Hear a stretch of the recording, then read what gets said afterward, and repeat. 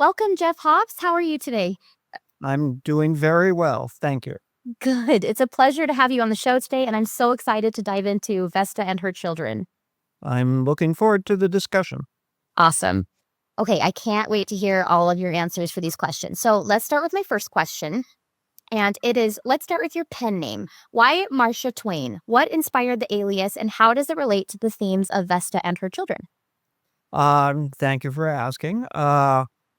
After playing around with the concept of pseudonyms and nom de plumes for years, I finally settled on Marcia Twain, obviously in homage to Mark Twain, who is definitely one of my famous authors. Marcia being the sort of cute play on Mark. I wanted to choose a woman's name um, to to signal that I was trying to speak to an audience uh, that would like a more romantic and more emotionally based type of tale. You can probably guess that most books about ancient Rome are broadly described, are written by men, and most of them have to do with battles. And so this is definitely not about battles.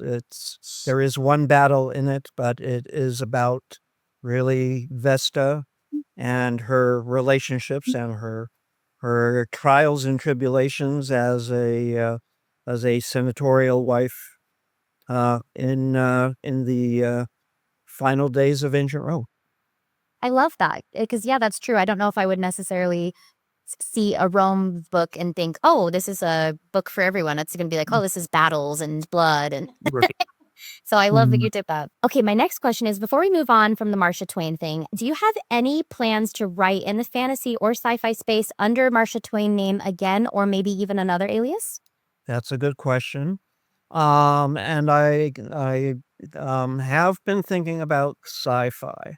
I, with all due respect to your audience, I am just not don't have quite the imagination to do fantasy. I tend to be a little more, as you can tell with a historical novel, it's very fact based. Um, but and sci-fi appeals to me as a extrapolation from our current situation into the future, whatever it may ultimately be. Um, I don't know whether I will use that name. Um, like many sci-fi people, I'm a big fan of Ursula Le Guin, and her writing appeals to me, especially for its mixture of emotional depth and a real ability, I think, to see what our future is going to be. Uh, I'll also, shout out to Margaret Atwood, uh, b- but I don't expect that I am going to ever be able to scale the heights that she does. Oh, well, I can't wait to see what else you do in the future. That's going to be so much fun. Well, thank you. Okay, my next question is about Vesta. Okay. Vesta is a powerful figure symbolically and narratively. Who is she in your telling, and what do her children represent? Um, I'll start off with Vesta. Vesta is loosely based on a real historical figure, a woman named Hypatia of Alexandria. Ooh. Hypatia Alexandria was a scientist, scholar, thinker, philosopher in late 4th century Alexandria, obviously. She was one of the most renowned scientists of her day. They even made a movie about her called Agora, if you're interested in tracking that down. Okay. Her story, as you can imagine, is both inspiring and ultimately tragic. It's no secret that the growth of Christianity in the Eastern Mediterranean, picked up on Paul's fairly overt sexism, and the Bishop of Alexandria ultimately had her assassinated because of her ability to challenge the dogmas of Christianity. So it is somewhat of a tragic tale. The difference, of course, is that Vesta lives in this and lives on to fight another day. But I wanted to create a character who was living at this time, who was a free thinker, a somebody who was struggling against the social conventions that, even in a dying Rome, were still, um, very much part of the social fabric, and also somebody who had the creativity and the energy to take advantage of the social collapse around her and start to build uh, her her own vision of a new world. So in that, I really like her. She also, of course, is like most mothers trying to be a good mother to her children. Um, the the two children, they don't really. I must admit, I'm not really a metaphor type of guy, or type of girl in this case, type of Marcia Twain. Um, I wanted basically, um, her daughter, is sort of a bit of an ingenue. Um, her major role is to um, show that the open mindedness of the next generation had not been quite picked up by the previous generation. She has a Gothic husband who I think ancient Rome would regard as being a different ethnicity, and her mother, Vesta, is much more sensitive than she is to it. Um, the son, Marcus, is a gay man. We can certainly go into a discussion of what homosexuality, what form it might have taken in the 6th century A.D. But I think it's enough to say that the I wanted his character to be somebody who um, was actually not terribly likable. Um, you know, um, Although I'm gay myself, I think that, or I had the thought that the character should be somebody who would show a lot of traits that modern audiences would not associate with a gay man. Yeah. A certain amount of ambition and calculatedness that is not normally associated with um, as being a gay trait. So uh, Wow. that's part of what I was going for. Wow, there's so many layers and different complexities that each character brings. That's really Mm. incredible. And where did you say what was the movie called that you talked about? The movie that is about Hypatia of Alexandria is called Agora. I finally tracked it down a few years ago. It has Rachel Weisz is stars as Hypatia of Alexandria. I Oh, don't recall it having any other named. I think the movie is about 15 years old now. But if you track it down on, I know it's was on one of the streaming services, and I definitely recommend it. wow, incredible. I'll have to go check that out. Well, thank you for sharing all of those, the backstory of all the characters. There's so much depth and so much like thoughtfulness that went into that. I can tell that you did. It's pretty amazing. Well, thank you. Okay, my next question about ancient Rome is, you say in your introduction that the traditional date of the fall of Rome in 476 is incorrect. What do you think is the better date? Oh, I did a lot of research for this book, and for people who know anything about Roman history, 476 was really sort of an arbitrary date chosen by the foremost historian of ancient Rome, Edward Gibbon, uh, 2 centuries ago when he wrote Decline and Fall of the Roman Empire, uh, because a Gothic general working on behalf of the Eastern Emperor decided to call himself the King of Italy.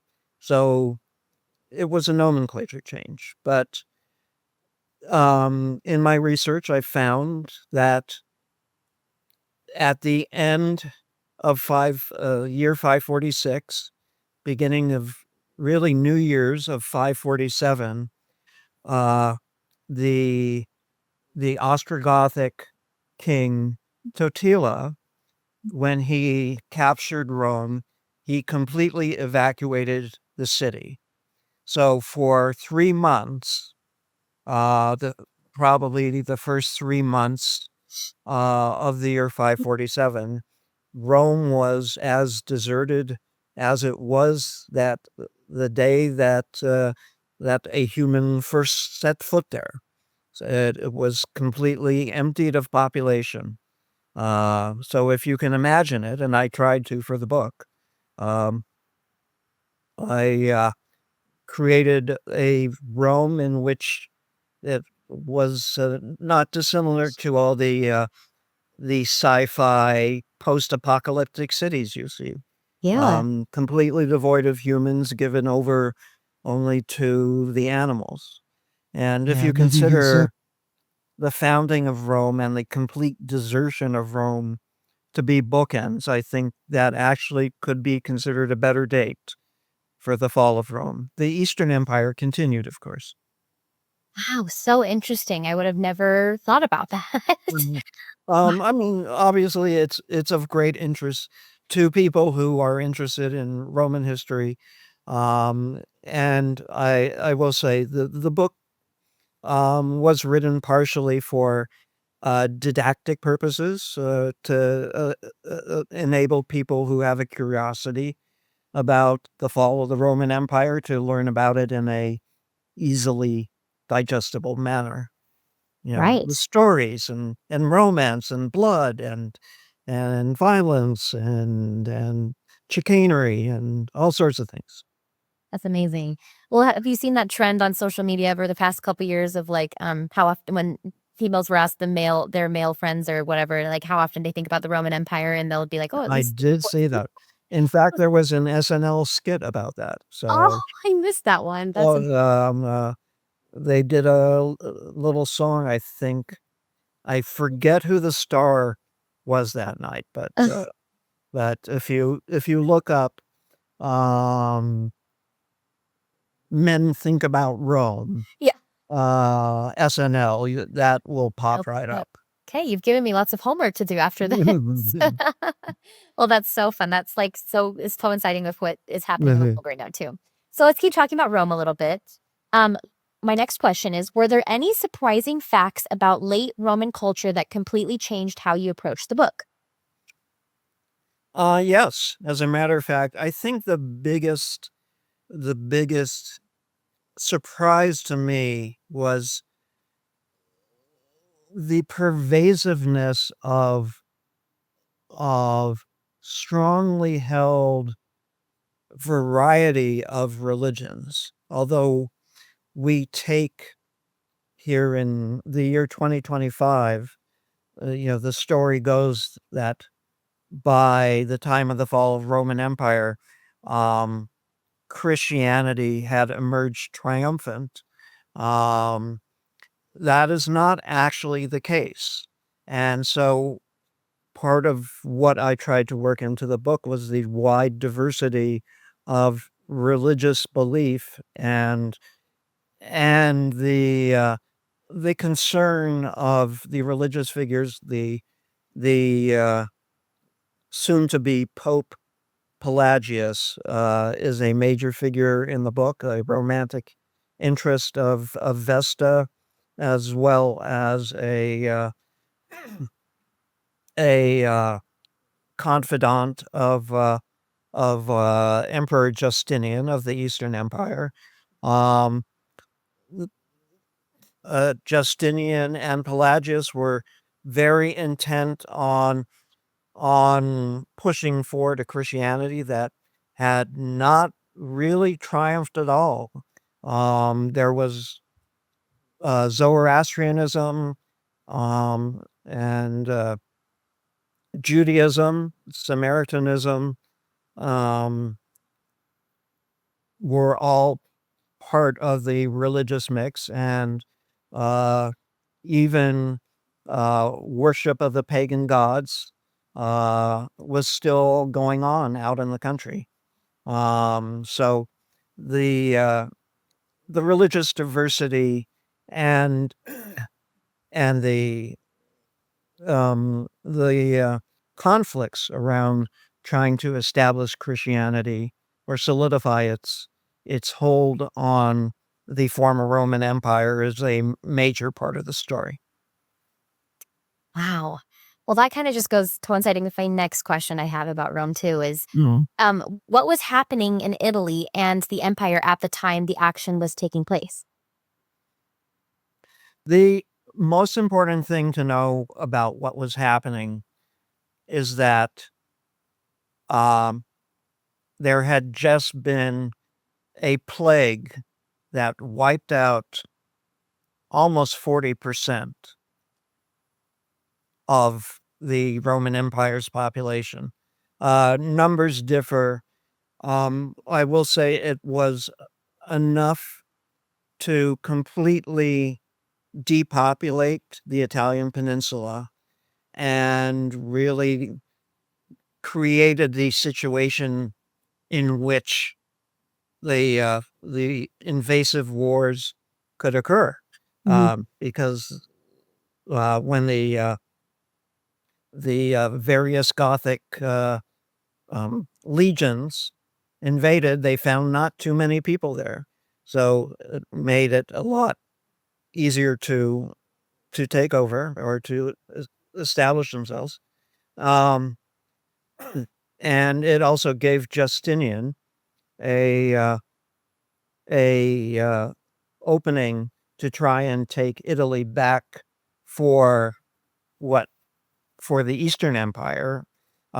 His dream was to restore the Roman Empire in all its fullness, and Cool. so he saw taking back the Italian peninsula as a obviously a key portion of that.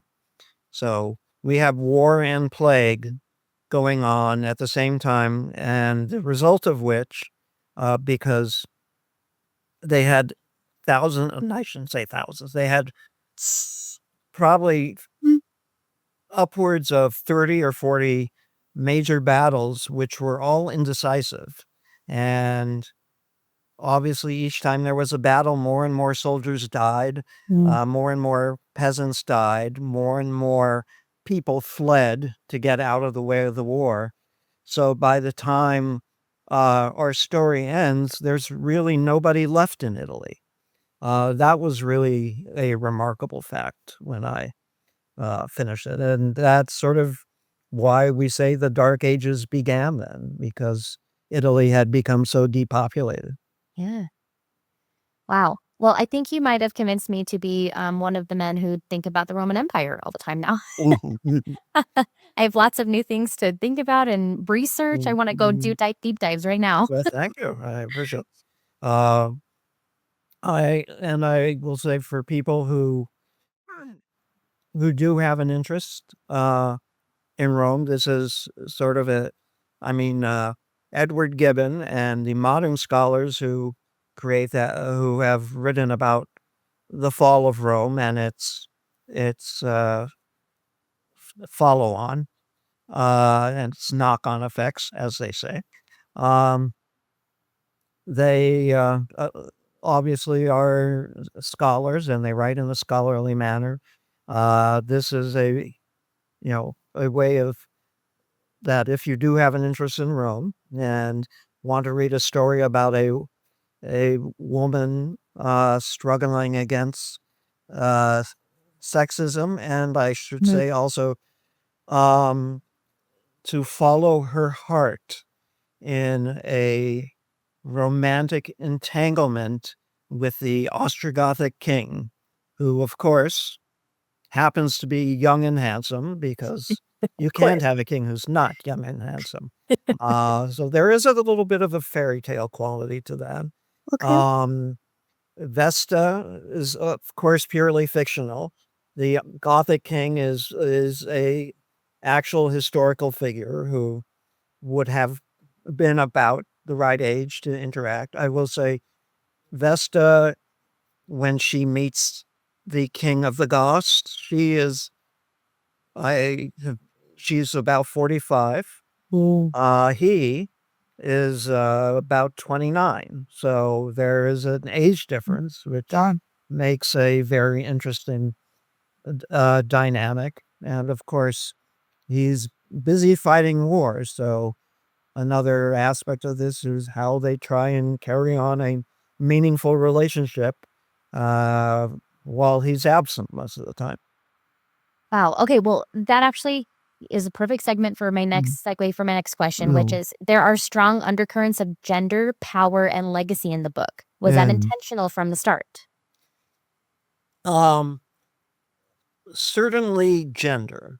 You know, as I said, the main theme is to the extent that I can do it or the extent I could try and do it in a um, historically accurate way, to demonstrate um, that women were fighting the good fight, uh, to try and, push forward um, independence and self actualization against a society that was falling apart and but still, although it was falling apart, still, Ming was very patriarchal. The I think part of the story that I intended to show was that when the society itself began to disintegrate, that Vesta and others like her saw an opening to assert themselves, to take their power, um, and to try and use it to do some good. Um, Vesta basically uses her power in in the estate out in the country in that part of the story um, to set up to take the slaves of the her estate and turn it into sort of a commune to make things more egalitarian, more compassionate, more thoughtful, less cruel. Um, Legacy, um, that's a interesting question. I guess I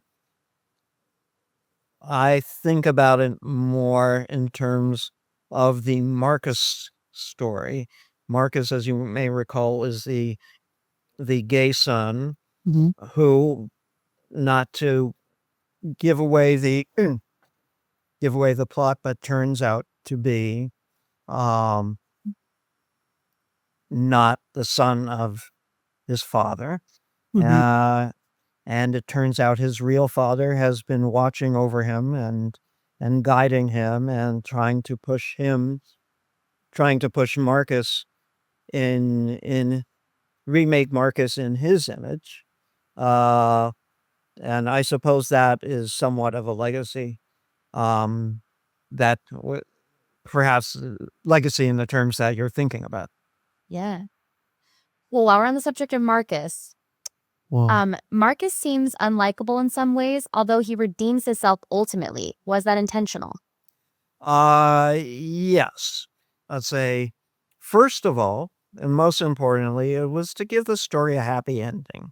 Yeah. Um, I had, as I mentioned earlier, Marcus, I had sort of initially thought of as, you know, somebody who really had, who was a fully developed character in that he definitely had some not likable parts to him, Right. and his ambition, his manipulation, um, his occasional casual cruelty was you know try and give him a redemption arc, um, to put it, in terms of structure. Absolutely. And he did ultimately have a redemption arc.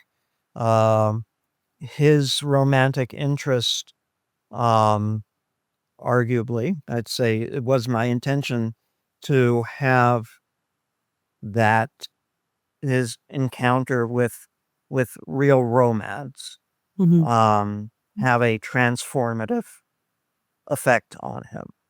And so, in the sense that he uh, he finds within him the power to do the right thing on his family's behalf, I think, comes out of that experience with a more heartfelt love.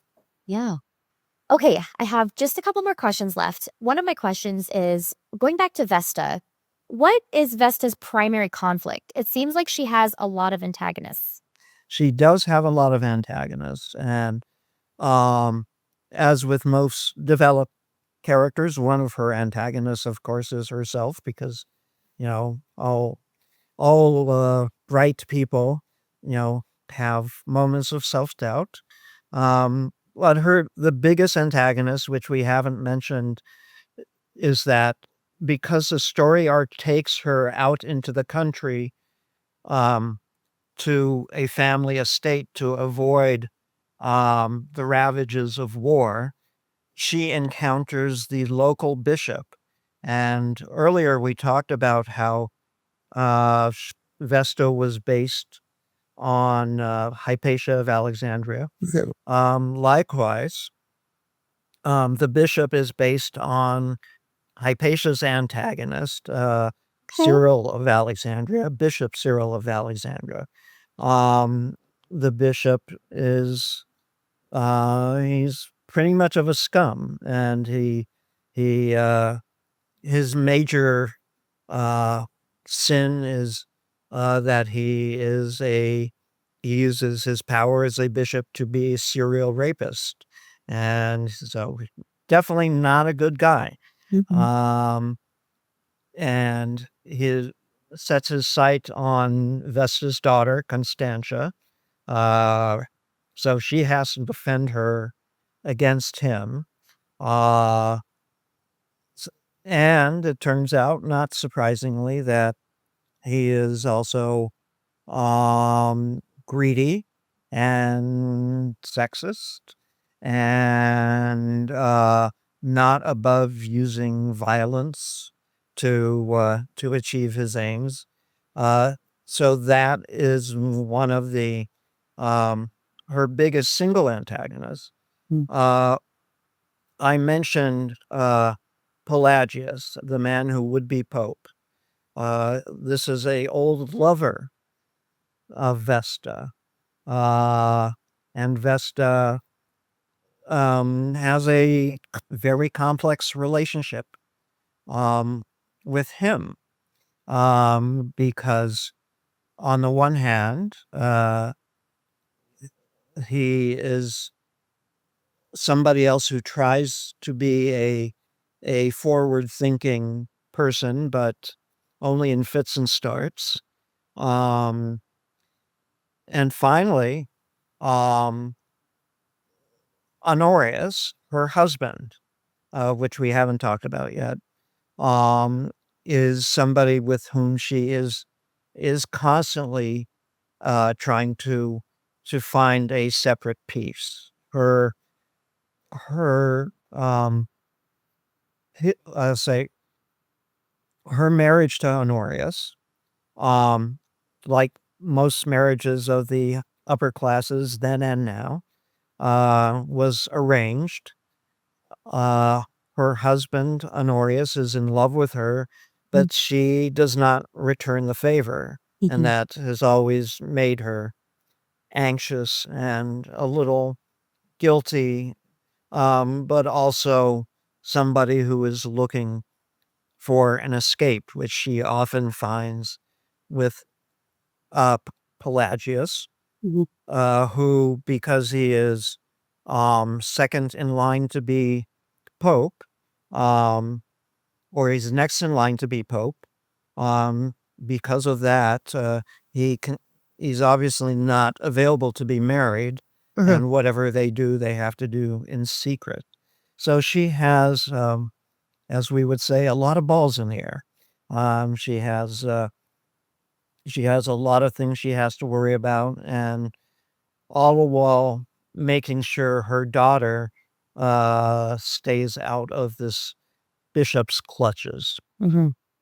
Well, that is really cool to hear behind the scenes about that and how all those dynamics work too, because it's just incredible what you've done. So I'm just so excited for these listeners to take this book and read it, and I hope they love it as much as we have. And I'm just so grateful that you took the time to come and talk to us and take us behind the scenes of how you wrote this book and all of the complexities behind it. And so we're just really appreciative of that. And I appreciate your having me on. This has been a fun adventure for me too. Absolutely. I will say, if people are interested, um, it is not at the moment available in bookstores, but it is available on Amazon and through Goodreads. The full name is Vesta and Her Children, A Tale of the Fall of Rome. And my pseudonym, my nom de plume is Marcia Twain. And Marcia very much appreciates your attention and your interest in her fledgling writing career. We love that. Thank you so much. Is there anywhere our readers or our listeners can find you? Yes. Thank you for bringing that up. Marcia does have a rudimentary website called Marcia Twain Books, MarciaTwainBooks.com. The website is extremely rudimentary, but it does have an email address for her on it, which is, believe it or not, Marcia@MarciaTwainBooks.com. And if you read it, to the audience, if you read it and have thoughts, I'd love to hear some feedback from you. I'm always around for questions. Oh, and if you think I got something wrong, I'm always happy to be corrected. So there's that. Awesome. We love that so much. I'll make sure to be able to check that out. And if you haven't yet, listeners, don't forget to dive into Vesta and Her Children. And we're so excited. I'm going to do a little brief preview about this on the podcast as well. And we're just so excited for you. And thank you for coming on today. Thank you very much for having me. Bye. It was so nice to meet you. Bye-bye. Until next time, happy reading, stay curious, and may your TBR pile never stop growing.